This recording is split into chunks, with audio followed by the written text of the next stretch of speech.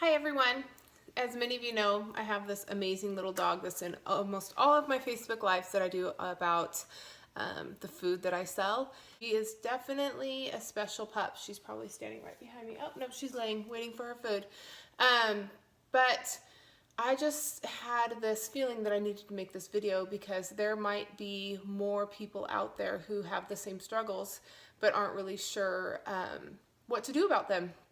So Daphne's story, Daphne has something called megaesophagus. Her esophagus is completely dilated. It stays that way. It doesn't work the food down. It doesn't talk to the little sphincter that goes into the stomach and tells it to open. So the food just stays there and we depend on gravity to help it go down. So I'm very fortunate. She has a pretty mild case of it, but nevertheless, it's always fun to prepare her meals, and I do it every 3 days.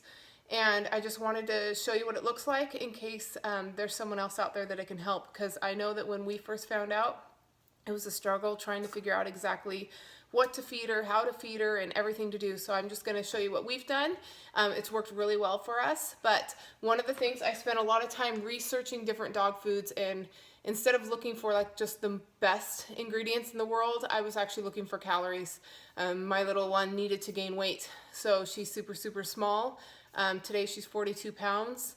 At a year and a half. A year ago at 6 months, she was only 25 pounds. So she was very small, but now she's a little bit thicker. You can't see her ribs as much. So I found this Purina Beyond. It's for small dogs.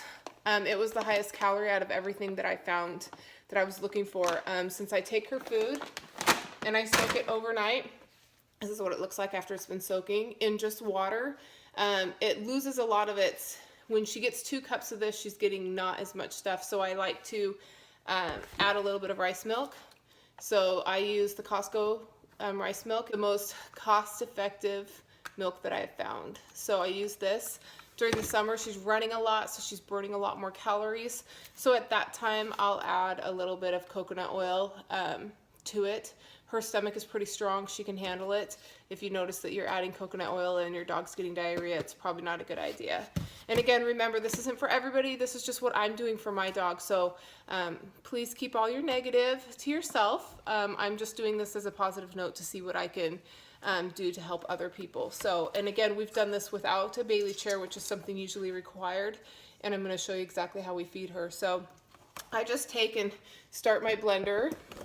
I do have a really nice little Vitamix, so it's kind of nice. And I always start with the milk. And so Daphne, we found out, does the best with a slurry. A slurry being about yogurt consistency. And again, I usually do 3 days of food at a time. I feed her 2 cups of food twice a day. A little bit more if I feel like she needs it, because I am very fortunate to be able to be home and take care of her. So then I just blend this up. And some of you might find that meatballs work better for your dog when you research it. We were actually really lucky and got her into a study where we were able to x-ray and watch it, watch the food, and when they had the meatballs, hers just stayed, it never went down. So I don't measure her food anymore. I've kind of got it figured out with the bowls that she gets. I just feed her in plastic so she doesn't break anything. So I'll take you with me and show you what I do. Again, this works for us, might not work for everybody. I just want to give you some ideas. Again, we do this all without a Bailey chair. We just haven't gotten one built yet for her because everything we've been doing works so well. So this is how she eats as of right now. She just eats on top of a little chair. So it takes her a few minutes to eat, and then I'll let you just see what we do after that. All right, Daph's all done eating, so then we have to have her come get in her chair. Come on, Daphne. Come on. Come on. We just rearranged for Christmas, so she's not quite sure how to get in her chair. There we go. Up. And then Daphne just sits like this for about 20 minutes or until she burps. We did find out that if she burps, that the sphincter automatically opens and the food goes down. So she sits there until then, and she's amazing. So be sure to keep tuning in if you guys like this kind of videos. That's awesome. I am going to do one on her Knox blocks that we make, mostly in the dead of winter, and summertime is when she needs them the most, not so much before then. Say hi, Daph.